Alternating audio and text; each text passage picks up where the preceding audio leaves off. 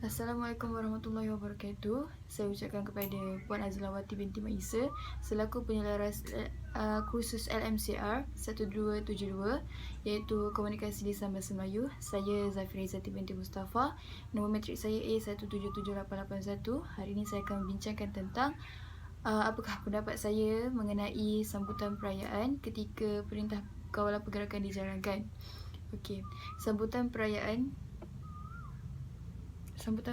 merupakan sambutan yang julung kali diadakan di Malaysia.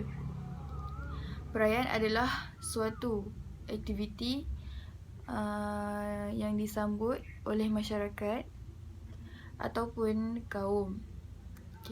Perayaan yang terjejas ketika kawalan pergerakan ini dijalankan adalah perayaan Hari Raya, Aidilfitri, Hari Raya Menuai, Hari Menuai dan Hari Gawai. Kawalan pergerakan ini dijalankan bertujuan untuk menghalang daripada berlakunya penularan COVID-19. Oleh hal yang demikian, perayaan ini masih boleh disambut tetapi pihak kerajaan telah memberi Standard Operating Procedure iaitu SOP untuk memudahkan rakyat Malaysia menyambut perayaan ketika kawalan pergerakan. Namun begitu, sambutan perayaan telah menjadi isu ketika kawalan pergerakan ini dilaksanakan. Pada pandangan saya, perayaan kali ini disambut dengan cara yang berbeza. Masyarakat menyambut perayaan di rumah masing-masing bagi mengelakkan berlakunya penularan COVID-19 yang meluas. Aktiviti ziarah-menziarahi ini juga tidak dibenarkan kerana lebih cenderung untuk berkumpul beramai-ramai. Contohnya, aktiviti salam bersalaman boleh dilakukan di kalangan ahli keluarga sahaja. Oleh itu, aktiviti ini dapat mengekang daripada virus tersebar dengan cara bersalaman dengan orang luar. SOP yang dibuat oleh Majlis Keselamatan Negara juga menyarankan supaya masyarakat duduk di rumah. Selain itu, pada pandangan saya juga isu sambutan perayaan ketika kawalan pergerakan ini juga merupakan suatu perayaan yang agak sulit. Hal ini dikatakan demikian kerana setiap masyarakat yang ingin menyambut perayaan seperti Hari Raya Aidilfitri perlu mematuhi SOP yang telah dibuat oleh pihak kerajaan. SOP ini dibuat bertujuan untuk mengingatkan kepada masyarakat bahawa situasi pada masa kini perlu berjaga-jaga kerana virus ini akan mudah merebak. Contoh SOP yang dibuat adalah sebuah rumah hanya dibenarkan 20 orang sahaja. Oleh itu, cara ini dapat mengekalkan jarak antara satu sama lain tanpa perlu bersentuhan antara satu sama yang lain.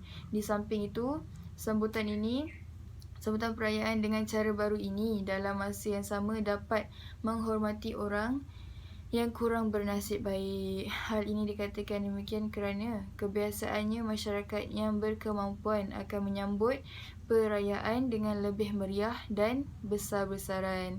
Semasa Perintah Kawalan Pergerakan ini dilaksanakan, masyarakat yang berkemampuan dapat merasai bagaimana orang yang kurang berkemampuan meraihkan hari perayaan pada masa yang sama.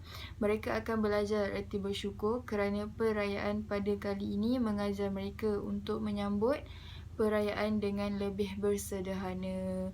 Akhir sekali, pada pendapat saya juga, sambutan perayaan yang baru ini mengajar masyarakat untuk lebih bermuhasabah diri. Muhasabah diri yang dimaksudkan adalah perbelanjaan. Semasa hari perayaan yang akan tiba, masyarakat akan berbelanja dengan kadar yang berlebihan untuk meraihkan hari perayaan.